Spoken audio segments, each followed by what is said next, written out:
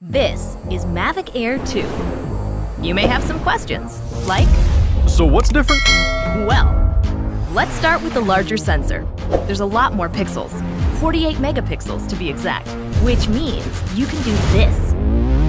And then shoot a hyperlapse in 8K. With Smart Photo, every shot is a masterpiece. Yeah, but photos aren't really my thing. Don't worry, we've got you covered. It also does 4K 60p video. You can also slow things down. Way-do. And yes, there's HDR video. How's the flight time? It's fantastic. You're looking at up to 34 minutes in the air, a new record for the Mavic series.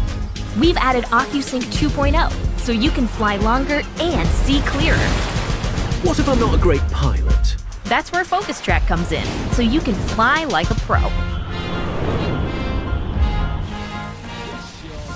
Or just press a button.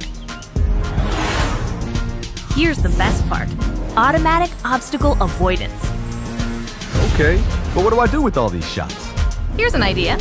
Use the DJI Fly app to edit and share your moments with just a tap.